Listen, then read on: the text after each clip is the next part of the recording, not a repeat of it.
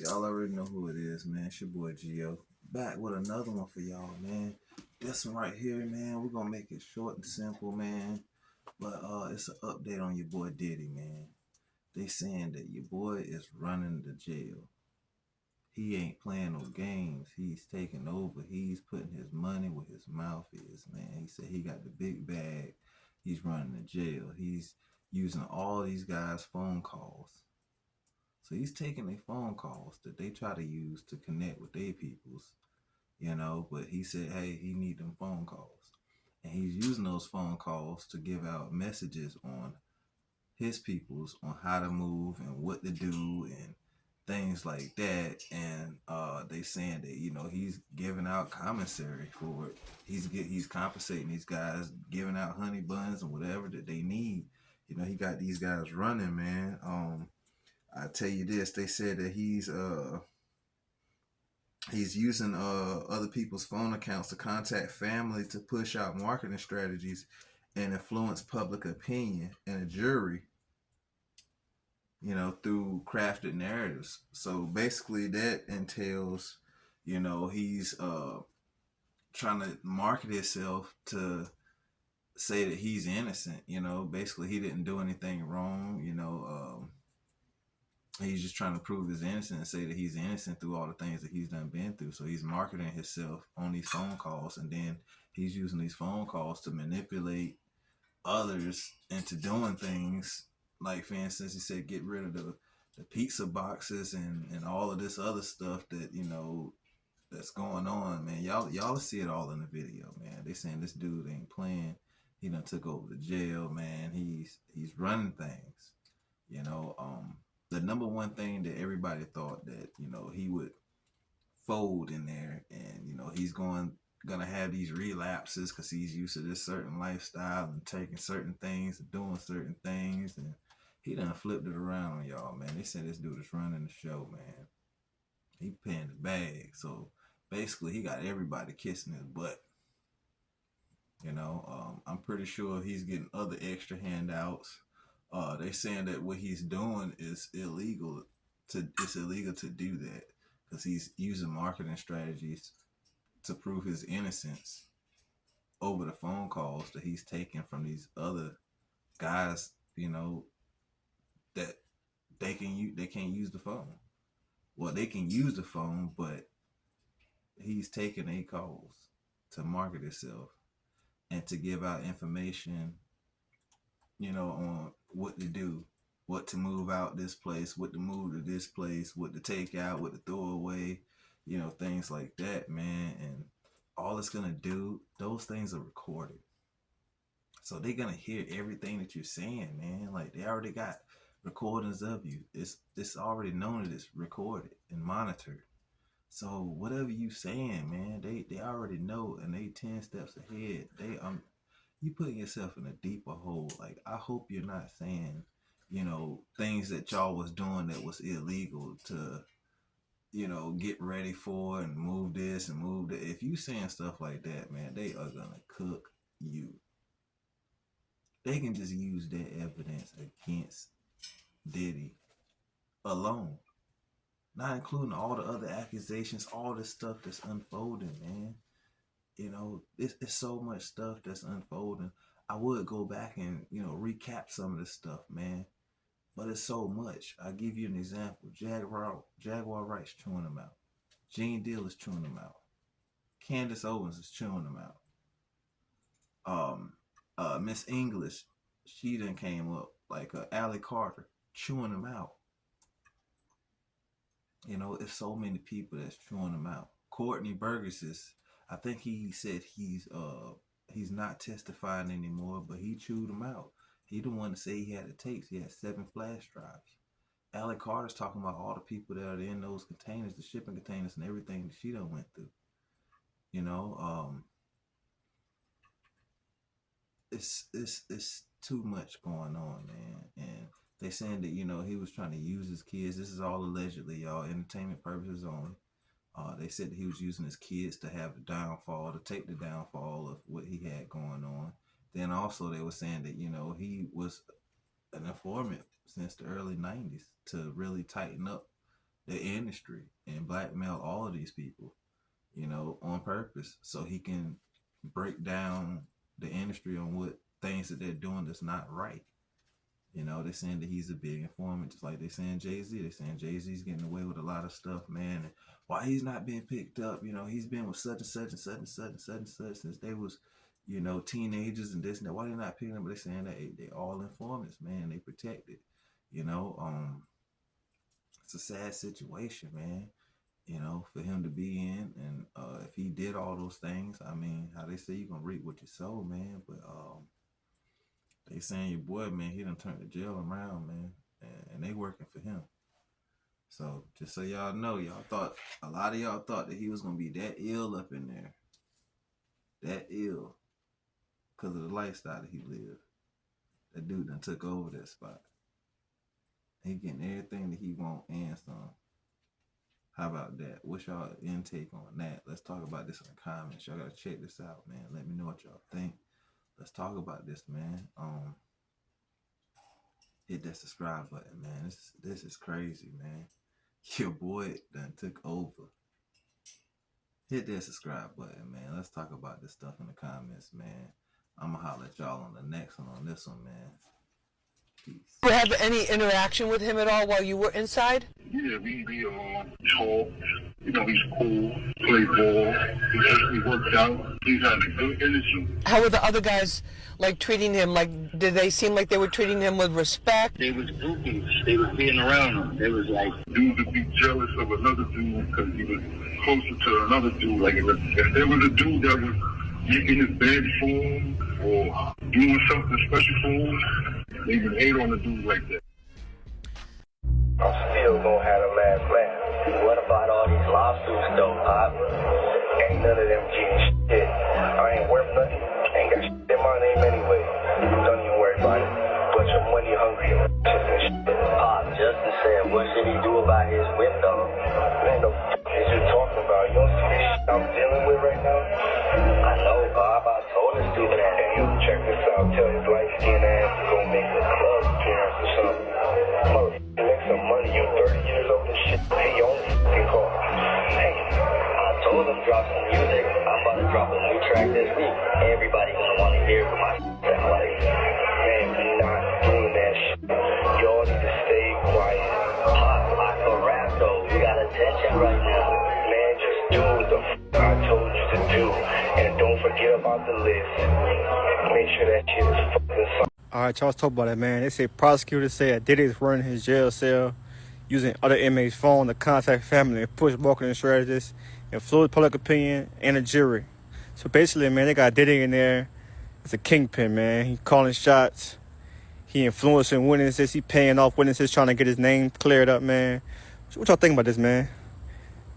Rumors suggest that P. Diddy was caught attempting to perform a satanic ritual in prison, which could change the course of the investigation. On the morning of this Tuesday, Johnson Garden, one of the officers responsible for monitoring the block where DD was being held, reported that the rapper's behavior the previous night was extremely strange. DD was apathetic, refusing to eat or drink, and the guards frequently heard growling sounds coming from his cell, resembling those of a wild animal. Although the guards initially assumed it was a typical case of mental disturbance, Johnson knew something was off. He stepped away briefly when suddenly screams echoed down the hallways. Rushing back, he arrived at DD's cell and couldn't believe what he saw. The walls and floor were covered with pentagrams and demonic symbols, and DD, seemingly unconscious, sat on his bed, continuously repeating the name Asmodeus, the demon associated with lust. However, what happened next was even more disturbing, seriously implicating everyone involved in this case.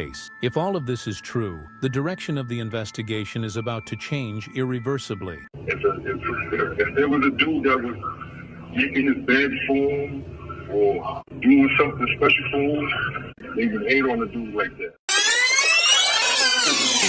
So Diddy got men in jail fighting to make up his bed. I recorded this phone interview at MDC, that's the Metropolitan Detention Center in Brooklyn, New York, this week with a former MDC inmate who says for a while he was in the same housing unit as Sean Diddy Combs. At his request and out of concerns for his safety, I am not disclosing his name. We also altered his voice at his request for his protection. Here's what he says about Diddy and what Diddy is like behind bars. He's not crying about nothing. He's super. His energy is super strong. He's fighting his case. It's a dormitory area, right? He sits in the row where the police is right there. Like they got his bed right there, but they even put extra cameras on so they can monitor him. He's like a normal person. Like he gets his tray served. He's super comfortable. He's not in no kind of nothing. That's like a unit where they have high-profile cases there. He's not around nobody that's acting tough, that's in the store, none of that. Everybody is chilling. If you even act like you're doing any kind of tough in that unit, SIS is getting you up out of it. Is he like in a cell where they like lock you in at night? No, he's not in no cell. He's in a room where there's like 20-something dudes in. He's on the east side of the building. And then did you have any interaction with him at all while you were inside? Yeah, we talked. You know, he's cool, play ball. He works out. He's had a good energy. He always wants everybody to be happy. He makes sure he walks around the unit and makes sure everybody's happy. Because one thing he does when he walks around every day, he'll look at you and say, "Smile, man." Like he'll make a dude smile because that's how laid back it is. When you were playing ball with Diddy, what was that like? Yeah, it was cool. He had a lot of energy. I was surprised that he had a lot of energy. He won every game. In that unit, you said it's like a dormitory style. Are they beds? Are they like cots with like little mattresses? Like you get a bed, right? It's an iron bed, and you put a mattress on top of the bed. And what about the food? The food is really horrible. But can you buy stuff like if you have money? Can you buy stuff like at the commissary? You can buy stuff. If you buy stuff, that's when you have, when they serve nasty food, that's when you eat what you bought. He's eating good. How were the other guys like treating him? Like, did they seem like they were treating him with respect? Or were they trying to talk to him? They was groupies. They was being around him. They was like, dudes would be jealous of another dude because he was closer to another dude. Like, if there was a dude that was making his bed for him, or doing something special for him, they would hate on a dude like that. He said, "We don't sing songs here, we sing artists." And there was this little pause, and I was nervous. But then he said, "And we're interested." And there was this sudden feel of relief. But then he said something about a window and a door. Oh, then he said, he did a whole word. I did a lot of work on you. He said, there are 2 ways to leave here, either through the door with the deal sign or through this window, and we're on the 29th floor. A massive flashing red warning here. What I'm about to say is quite disturbing. There's a lot of like uncomfortable language. And if you are triggered or upset by sex assaults and violent assaults, etc., then this is definitely not the show for you tonight. The accuser is named Ashley Parham, and she has agreed to allow her name to be made public. Let's be real clear about that. She is going public with her name. She says that in February of 2018, she met a man named Shane Pierce at a bar, and that Shane FaceTimed Diddy outside on the sidewalk, apparently trying to impress her. But Ashley Parham says that she told both Shane and Diddy on FaceTime that she wasn't impressed. And this is important. She says she believed that Diddy had something to do with the murder of Tupac Shakur, and said as much. Allegedly, Diddy warned her that she would pay for saying something like that. So let's just fast forward now to a month later, where she says this guy Shane invited her to come to his apartment. And the lawsuit says, quote, plaintiff and defendant Shane then began to watch a movie, and defendant Shane offered her a glass of water, which he retrieved and brought back to the plaintiff. A few minutes later, Ashley Parham says that P. Diddy showed up with an entourage, including his top aide, Christina Coram, an unnamed woman who is not a defendant in the suit, and 3 unnamed men, one of whom she says was Diddy's driver, and Parham says that that driver waited outside throughout the whole of what I'm about to tell you. Parham says that Diddy was antagonistic from the start, and that he put a knife to her face And now this is where I start reading directly from the complaint. Defendant Shane then partially undressed plaintiff, and then defendant Diddy removed the remainder of plaintiff's clothing, removing the knife from her face, and then retrieved a bottle of liquid from a large fanny pack. Defendant Diddy then squirted a bottle of liquid on plaintiff, which placed her in fear that she was being squirted with a chemical substance like acid. Plaintiff soon realized the substance was an oil/lubricant. Plaintiff was squirted with this liquid substance all over the entirety of her naked body. Defendant KK was then told by defendant Diddy to insert what looked like a syringe from sterile packaging into plaintiff's vagina. Defendant KK did as told, and then told defendant Diddy that she was unable to use the IUD because it had prematurely been released from its packaging, and an IUD is a birth control device. Defendant Diddy, upset by this, took the so-called syringe from defendant KK and tried inserting it into plaintiff's vagina instead. Defendant KK and Diddy began to argue as defendant KK continued to advise defendant Diddy that since the IUD had been prematurely released from its packaging, there was no way they could insert it into plaintiff's vagina effectively. After some time, defendant Diddy heeded the advice of defendant KK and removed the syringe from plaintiff's vagina and handed it to defendant KK. Defendants KK and Jane Doe then exited defendant Shane's residence, leaving the plaintiff alone with defendants Diddy, Shane, and Doe's number 1 and 2. Defendant Diddy then picked up a television remote that was near to plaintiff and violently inserted it into plaintiff's vagina. Defendant Diddy, while violently raping plaintiff with a television remote, told plaintiff that her life was in his hands and that if he wanted, he could, quote, take her, and she would never be seen again. Plaintiff began hysterically crying from the threats by Diddy, along with the pain of being violently, vaginally raped by defendant Diddy with the television remote, as well as the lingering pain from the ordeal with the IUD syringe insertion. Defendant Diddy then instructed defendant Shane to turn plaintiff on her stomach, seemingly tired of hearing plaintiff's blood-curdling cries. Defendant Shane then grabbed plaintiff by her abdomen and hips and turned plaintiff on her stomach. Defendant Diddy then instructed defendant Shane to put a pillow over her head because he didn't want to see her face or hear her cries, and instructed defendant Shane to anally rape plaintiff.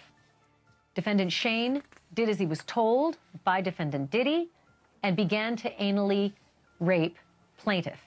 Defendant Diddy then violently raped plaintiff anally after defendant Shane. Defendant Doe number 2 then joined defendants Diddy and Shane, taking a turn anally raping plaintiff. Immediately after defendant number 2 raped plaintiff, he exited defendant Shane's residence. Well, her attorney says she was in her 30s at the time of this alleged violent attack. It happened just about half a mile away from the Orinda police station here in a quiet neighborhood about 6 years ago. In a lawsuit filed Monday, a Bay Area woman is coming forward with accusations against Sean Diddy Combs. Ashley Perham says in 2018, Diddy and his entourage violently gangbang-style raped her in Orinda. We're naming her because she's publicly named in the lawsuit. Her attorney, Ariel Mitchell, says it all started when she met a man named Shane Pierce at a bar in Contra Costa County, who began a FaceTime call with Diddy. She actually made a quip about Mr. Combs having something to do, that she didn't like him because he had something to do with Tupac's murder. The lawsuit states that Diddy made a remark that she would pay for her statement regarding Tupac. About a month later at Pierce's home, the 63-page lawsuit describes a violent attack where Parham was violently raped by Diddy, his bodyguard Christina Coram, Pierce, and 4 other unidentified people. The lawsuit says Parham believed Pierce invited her over to set her up to be assaulted by Diddy. It claims after the attack, an argument ensued and a gun was fired, saying neighbors got involved, calling police. But the sheriff's deputy with Contra Costa County did not offer to take her home, nor did he call for emergency services, including an ambulance, nor any offer to take her to the hospital, nor any offer to help her. The Contra Costa County Sheriff's Office told us in a statement, a report was taken on March 23, 2018. We take these cases seriously, and detectives thoroughly investigated the accusations. It was later determined the claims were unfounded. The lawsuit says a few weeks later, Parham was still in pain and reeling from the horrific assault. Parham says she also reported the incident to Walnut Creek Police and Orinda Police without naming Diddy, as she felt she would not be believed. It's affected her life dramatically. I think it's made her extremely shy and reserved and really an invalid. Pierce was renting a downstairs apartment in the home on Loma Vista Drive where it happened, according to the lawsuit. The woman who lives there confirms Pierce lived there, but that he was too sick with cancer and ALS to have done this. She also says Pierce did not know Diddy. Mitchell says she reached out to the law enforcement agencies for their reports, but says they have not provided it. What I found to be most suspicious was that letter from the police saying they wouldn't release to the victim the remnants of her own report. And 6 years later, she's finally coming forward. There's strength in numbers, but more importantly, that Diddy is in jail. And we were unable to reach Diddy's attorneys or Mr. Pierce. Now, this is a civil lawsuit joining about 20 other cases against Diddy. In a civil lawsuit, there are no charges involved. But if you'd like to read the full lawsuit, you can find it on our website, KTVU.com. Mike, Christina? Put me in a room with them and say, we're going to see who the fuck make it out here alive. That's what we just need to get to, because that's the shit. There's nothing I won't do. You not making it out of here, bro. Whoever it is. Bro, sis, child, that's how it is for me. Just put me in a room with them and say, we're gonna see who the fuck make it out here alive. That's what we just need to get to, because that's the shit. There's nothing I won't do. You not making it out of here, bro. Whoever it is, bro, sis, child, that's how it is for me. Just put me in a room with them and say, we're gonna see who the fuck. I had to come on, all right? Because we seen the big bitch out here crying again. The big bitch is out here crying again. Jean Squill, you big bitch, okay? Stop being the big bitch, right? So, since I'm gonna say, let's snitch on this. You didn't tell me that you used to buy guns for Puff. Now, if the police is looking, if the feds is watching, that's on you, nigga. Since you want to keep running your mouth so much, right? So you did not tell me, and I'll testify to this, of course, since I'm a snitch, right? That you wasn't buying guns for Puff and running them from Florida to New York. Go ahead and lie, because I got a video of you saying, oh, I know all the guns Puff got, because you brought them, right? Am I lying? Am I lying? Did you or did you not tell me you used to buy guns for Puff in them and bring them up to New York? Do a lie detector test on that. So those guns that Puff got with the serial numbers defaced, those could be some of the guns that you brought, nigga. You down with the diddler? Get man open. They like Diddy Party.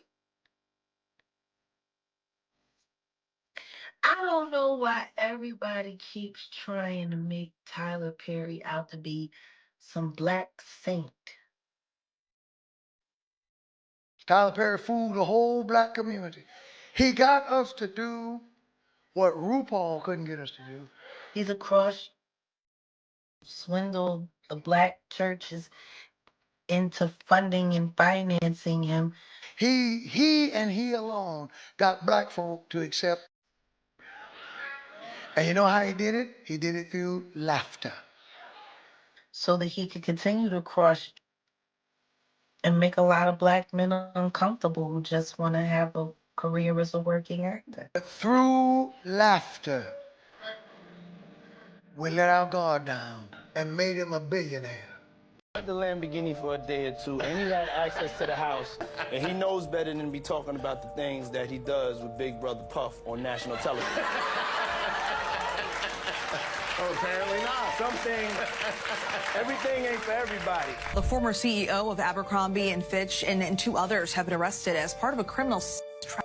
investigation by the FBI. The fashion world just got hit with a bombshell that no one saw coming. Fashion moguls Mike Jeffries and Matthew Smith, big names behind the Abercrombie & Fitch empire, have been arrested on federal charges similar to Diddy's case. Now here's where it gets really wild. Rumors have been flying that Diddy might have handed over a list of powerful names to the feds to save himself. A lot of people dismissed it as just gossip, but now after these high-profile arrests, it wouldn't be too surprising. No one expected, though, that the first powerful figure to go down would be former Abercrombie & Fitch CEO Mike Jeffries, one of the most powerful executives in the fashion industry. Jeffries, along with his partner Matthew Smith and an alleged middleman named James Jacobson, has just been hit with federal charges for running a disturbing underground operation involving transferring of people, if you know what I mean. Diddy was also indicted on very similar charges. A coincidence? Maybe or maybe not. Let's dig deeper. Federal authorities are accusing Jeffries, Smith, and Jacobson of using manipulation, fraud, and even coercion to forcefully exploit young male models, many of whom thought they were stepping into legitimate modeling opportunities. Sources say Jeffrey hosted these twisted gatherings at his New York mansion, luring guests in with the promise of career-changing modeling gigs, only to find themselves in a dark underworld of serious raw dogging. Diddy's infamous freak-off parties are well known, but it turns out the fashion industry has its own hidden version of these exploitative, substance-fueled events. The FBI first opened an investigation into Mike Jeffries and his associates last year after a shocking BBC report accused Jeffries and his partner of exploiting and using young men at exclusive gatherings held in both their New York properties and luxury hotels around the globe. But here's the twist. For months, they struggled to gather enough solid evidence to build a case. That was until an insider tip dropped into their lap. And now word on the street is that the tip might have come from none other than Diddy himself. Breon Peace, the U.S. attorney for the Eastern District of New York, didn't hold back when breaking down the shocking charges against Jeffrey. According to Peace, Jeffries operated a calculated, high-level operation involving a middleman and a network of recruiters who would handpick men for Jeffries and his partner. Peace went on to allege that Jeffries leveraged his position as the powerful CEO of Abercrombie & Fitch to lure victims with promises of opportunity, only to use them to fulfill his and Matthew Smith's darkest desires. This wasn't just about power, it was about dominance, privilege, and exploitation on a mind-numbing level. He was using his power, his wealth, and his influence to traffic men for his own sexual pleasure and that of his romantic partner, Matthew Smith. According to Peace, Jeffries and Smith hired James Jacobson to act as a chief recruiter and middleman. Jacobson's role allegedly went beyond recruiting. He reportedly held private tryouts with young, ambitious male models worldwide, testing their willingness to engage in acts in exchange for cash. Once Jeffries and Smith approved, these men were flown out to exclusive New York residences or high-end hotels across the globe for commercial you-know-what. Jeffries and Smith employed James Jacobson to act as a recruiter to find men. Jacobson engaged in, quote, tryouts with men across the world where he would typically pay them to engage in sex acts with him. Following the tryouts with Jacobson, Smith would often then personally approve whether the men who were selected would meet Jeffries and Smith. Trolling me this whole time. Just like the National Syndicate and all this, they'll come kill me, bro. They'll kill me for this. Literally murder me. I'll be like, tomorrow you'll be like, yeah, Ray J overdosed from some fentanyl that he did. It's like, damn, Ray J was a drug addict. He died. That ain't really what happened. Right. They killed me. I'm praying for your protection. Do you? I need to be in the pastor protection program. Nah, I got you. Yeah, I got you. I'm pulling out the ushers right now. I don't know if we're going to find it. You're too valuable to God and too valuable to your family. We got to get it in the church. Oh, no. You know, the PPP, the pastor protection program. Yeah, that's the next venture. Smart. Yeah, no, let's protect the people who trying to tell the truth from the enemies who will cut their throat if they expose what it is. We dealing with billionaire. Yeah. You know what I'm saying? Trying to keep their image clean. So they'll do anything to shut down the truth. You know what I'm saying? And that's why I've been wearing a vest lately. That was when I was on the roof. And that was, I thought about suicide a lot, but that was when I attempted it. And I really didn't want to do it, but I really did want to do it. Because it's like when you have a bad dream and then you think it's real, it feels real. Yeah. And then you wake up, I be feeling like that life really happened. And so whatever dimension I popped into is where I'm at now. Yeah. So I had a bad dream last night. So I'm here now with you. I think what happened last night in my mind happened. So if they having a funeral for me in the other dimension, they probably are. No, you're going to live. You got years to go. I'm living here. Yes. How do you know if every day you don't ever live forever? Right. You just keep skipping the different dimensions. I Yeah. want to talk high talk. Yeah. But that's how I be feeling. When I wanted the interview to go a different way. I didn't know how the interview was gonna go, but when you said you with the shit in the beginning, it just hurting. Yeah. They did because it's like, damn, man, like I cannot get away from it. So it's like, since I can't get away from it, why not just jump into it? Yeah. It's the bravery of your truth, and truth sayers always. But I'm a liar. No, you speaking truth today. No, because I might not be able to put this up. I'm still a liar. Yeah. I've lied about my whole life. Mm-hmm. Yeah. I'm a liar. Unless I say, these people did this to me. They're very bad people, and they've been controlled. In unity, to try to stop this from happening for our future industry. Do you forgive somebody for taking somebody's ass? There's a lot of people out here taking from people. Not only like people are getting robbed of not only their money and their spirituality, they're getting robbed of their womanhood and manhood. Asses are being taken in ways that nobody can explain. Do you chuckle? Do you laugh? Do you help? Do you criticize? Because I see a lot of jokes out there right now talking about baby oil. Everybody got a joke about having baby oil and lube. Is that okay? Is that the message? Ha ha ha ha ha ha. That was funny, fam. Now what? I don't use baby oil. Lube sometimes in sex makes it better.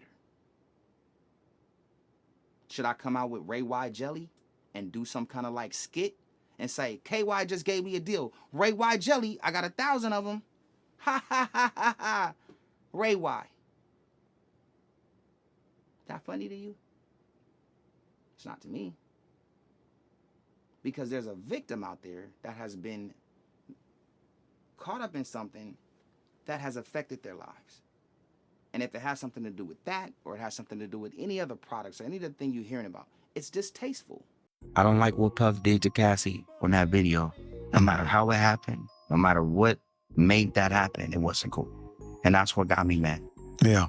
Everything else after that, I've been an advocate for bogus stories not being promoted. And that's all the stuff that they've been saying about Puff and all the things that they've been doing. So it's been coming off as if I've been saying something negative about Diddy, but I've been actually saying something positive.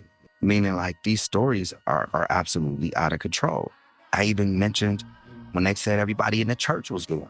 And I'm like, now everybody in the church is doing it. So now I can't turn cheek to cheek, because if somebody hit me in my cheek, all I'm thinking about is butt cheeks, right? I said paying victims to keep their name out of it. Do you know people who have had demands put upon them where they have paid off to keep this quiet? Here's what I do know. People do catch and kills all day.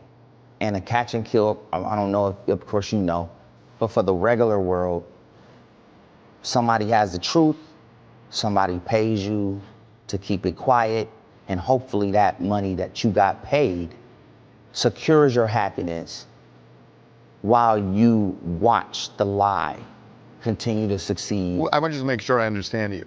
What you're saying is what? That you know people who have been approached by women, men, whatever, who have said, give me money and I won't talk? Here's the other way around that, Harvey. I'll give you money, please don't talk. You are a well-connected guy. Do you know that what you've just described, is that going on now?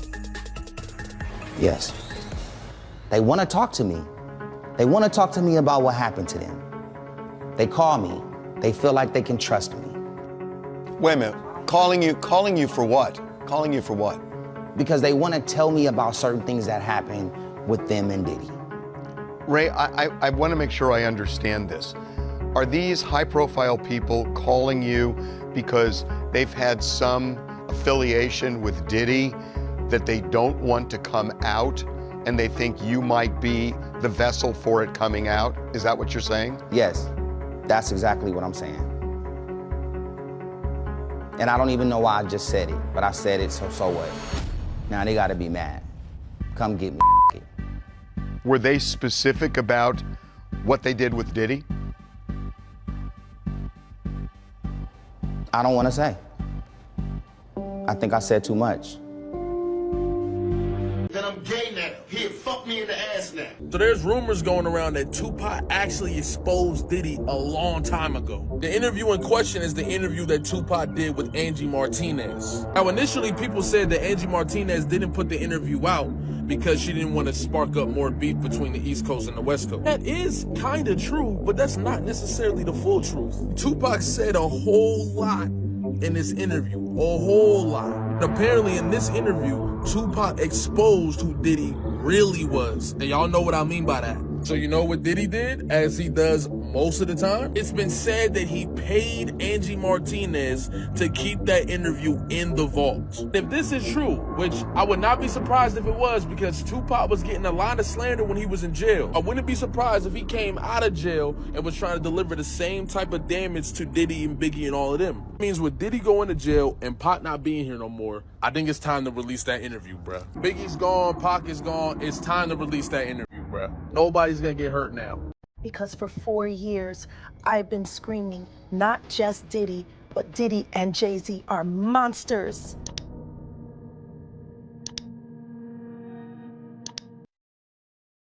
We were never a celebrity couple. We were a couple who just happened to be celebrities.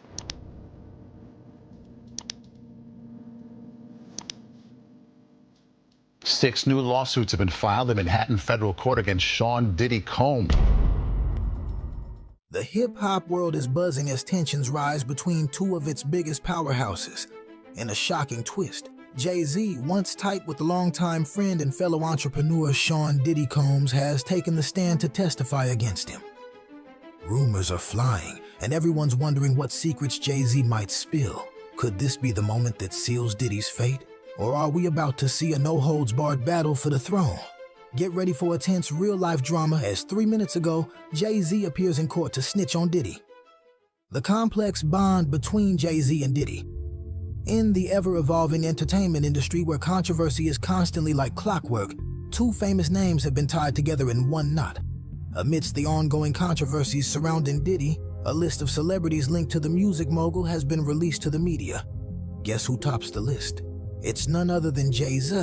Having been spotted on more than a few occasions, people are starting to talk about the links between them and how they could all be connected to Diddy's ongoing legal battle. Their relationship dates back to the early 2000s when Jay-Z and Diddy frequently collaborated on music projects. Beyoncé, then rising to fame with Destiny's Child, often joined her future husband at high-profile events where she befriended Diddy. One notable example is their joint appearance at the 2004 MTV Video Music Awards, where they posed together on the red carpet. Over the years, the duo has made headlines with numerous joint appearances. In 2010, Diddy joined Jay-Z to celebrate the 10th anniversary of his iconic 40/40th Club. 3 years later, they stunned fashion's biggest night at the 2013 Met Gala. More recently, Jay-Z and Diddy attended Beyoncé's sold-out 2016 Formation Tour show in New York City, further adding mystery to the depth of their relationship. Beyond public events, Diddy and Jay-Z have shared intimate moments. In 2011, they relaxed together on a luxurious Caribbean vacation. 4 years later, they hosted an exclusive dinner party at Jay-Z's Los Angeles home, with other A-list guests in attendance. These private gatherings underscore the depth of this relationship that has continued to gather suspicions and controversy. Their bond extends beyond socializing. They've collaborated on business ventures and philanthropic initiatives. Jay-Z's Roc Nation has partnered with Diddy's Bad... Quincy gave me the address. Yes, baby, I'm telling on you too. I have the address. The address to a tunnel? Oh, yes. Oprah Winfrey started under Oprah's house. Oprah was just on house arrest recently because she got caught with a 12-year-old. She want to get out of it, but they got too much on her. That's why Oprah says she'll never have kids. It ain't about the fact that she got raped, was younger and all that, and they made her get the abortion or whatever, or she had the baby and gave her, whatever the story is about her and the baby when she was young.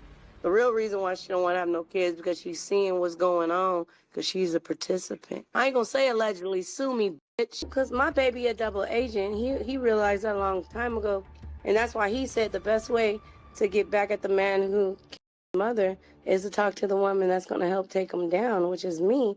That's why he made the song Different Route. He's going a different route. He's the one that gave me the address to the tunnels underground. And yes, baby, I'm telling on you. He's the one texting me, and I can show you guys the text message with my phone. Oh, I'm on my phone. I'll send him a Lionel B. He's the one texting me on a daily basis, giving me the heads up, and he wanted me to keep it a secret. He's the one liking, telling me to share, and then when I share, he put the likes on it. I got it as my screenshot. It's on my Instagram. I'm not making it up. Why would any person who's, if somebody is trying to take your father down and you're really on his side, why would you put a like during all of this on anything? Why would you be texting them? Why would you be giving them information and addresses? And my Jane Doe told me that Quincy was the one that used to slide her food and sneak water and stuff to her and talk to her through the door and say, it's okay, and let her know when they left. And when he would come to her, you could take a bath now. You can do this now. He was there the whole time. And the reason why he's being loyal, because he's under distress. And he's been mind manipulated his whole life. Everything he's ever known is not anything that he thought it was going to be. His whole life is a lie. His whole entire life is a lie. And the only person that really loved him for real and that he knows is gone, which is his mother.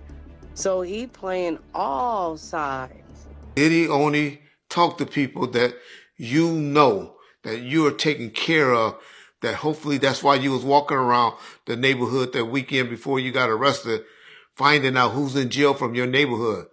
Because that's about the only people that you can trust. I asked y'all, I told him, I was hoping his kids got word to him. Daddy, shut up. You can't trust nobody in there. Tried to tell him, didn't want to listen. So it's obvious, y'all. They set his ass up. Told y'all here they were going to do that. They set Diddy up, got that phone to him, and they done heard everything that he's been saying on that particular cell phone. They did that roots that made it seem like that's why they did that big old raid, because when they went and got that raid, they found that phone, and they've been probably listening the whole time. He ain't been talking like on no regular phone, y'all. Niggas in jail know better than that. It's not like y'all think that he was on the regular. This was a recorded phone, and it made from, he wasn't on that phone, y'all. It was another phone where they got all this stuff. And so, trust me, that's what happened. Wish Diddy would add a little bit more street smart than I thought he did. But fuck Diddy now. Diddy's done. No bail. He's not getting out, y'all. Any of that stuff. He's done now after all of this come out and they show how he been giving people. We know it's the one girl from the group Dirty Money that he gave that little $100,000 to, and they can prove that they gave it to her. So she gonna be testifying that he did that. You ain't got shit to cover up. Well, why you giving people money to go on social media and spread, try to make you look good. It's a good PR stunt. I get it, but it just the optics don't look good, especially to, jurors and to people that decision makers and stuff like that. So ain't no judge gonna let him out now. He done blew that chance. For those of y'all don't know what I'm talking about, apparently the young lady from Dirty Money, they're not saying it, but I'm sure that's her, because she's been about the only person that I can think of that's been on social media that's really been out there saying, oh, Diddy was not like that. Diddy didn't do this and all of that. I think she was even on the Breakfast Club, and she called out a couple of the other members who has filed paperwork against or lawsuits against Diddy, and she was going against them pretty much. And usually, group members don't do that unless they just have some prior beef. So it's her. So Miss Kalina Harper is obviously the young lady that they're talking about, that took the money. She's gonna testify against Diddy. And now my prediction might even be right, because one of those hard-headed butt sons is the one that made the wire go through and got the money to her. So now they're gonna definitely be on the, at worst, a witness against their dad regarding that. But I think they're gonna be a co-conspirator on that for transferring that money to her and all of that. I guess it ain't really a crime, because she's not a witness on the case. So it'll be interesting to see how they come at it, but he gonna go lie. He gonna go and deny it and be like, oh no. And then there's one thing about, I ain't never bought no guns for puffing them in Florida. Stupid. You gonna try to cut and paste some shit. Let's get the story right. A driver bought Puff and Big some guns. A driver in Atlanta. I was there. They were fighting over who had the Ruger and who had the Glock, the 9mm. Big betted that I was going to go with Puff.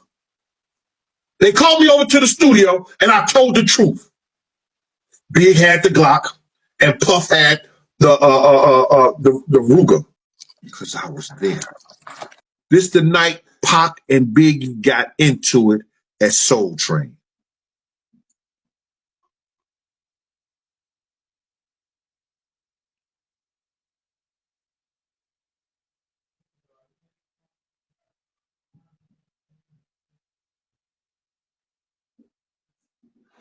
What the fuck they want that for $3,000 for? But this is official tissue. Nigga, go make it.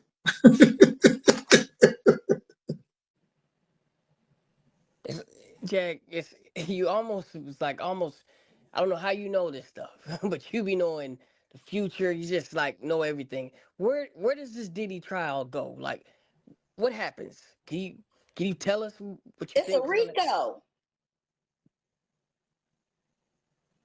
And all those freak off attendees who endorsed Kamala Harris have now become clear enemies of the Trump administration. Ain't nobody getting no pardon. Diddy about to get some company.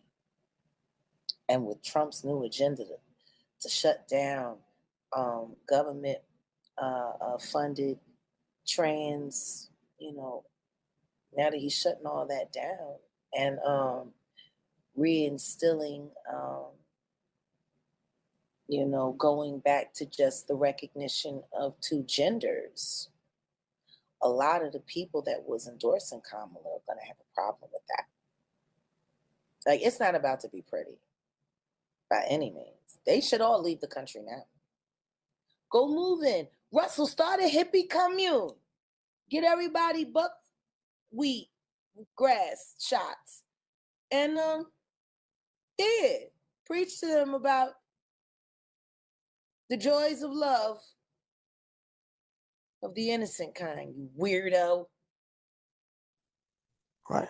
We control what's cool, We control what's hot. We control what your kids listen to, what they dance to. We control what's in video games. We control how they wear their pants, sag their pants. We control everything. Whatever happened between me and Mr. Carter happened between me and Mr. Carter. Like I've said on several occasions, everything that he's done to me, he also has on tape. I bet Jaguar, she's pretty amazing. Yeah, her voice is incredible, right? Yeah, she's Whether he did it himself or sent one of his friends to do it. Hi, Tata. I would be out of town and I come in town and he just come scoop me. What I can say is this. The only thing I'm interested in collecting is all of the money he's been stealing from me. For over 15 years now. It's in the tens of millions. I want my bread, G. Said to me, take your clothes off. And I said no. And I left. And they told me they were gonna burn all my music. And they didn't stop.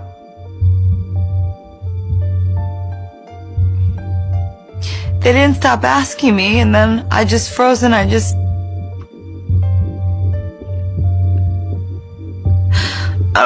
don't even remember.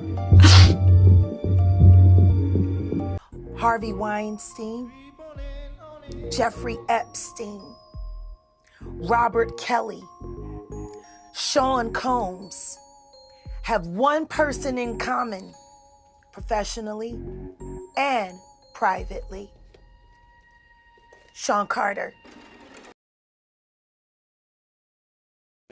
If Diddy goes down, everybody goes down. If Diddy can go, if people can have the heart to go and get Diddy indicted, oh, it's a bunch of these is going.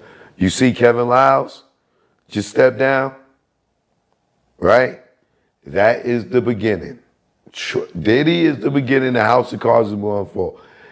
Allegedly, Kevin Liles and Trey Songz was in a relationship for a long time.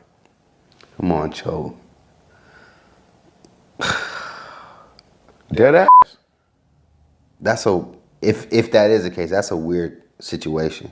Like couple-wise, I wouldn't expect that. That was his manager. Copy. And then as soon as he wasn't his manager no more, what happened to Trey Songz's career? Right.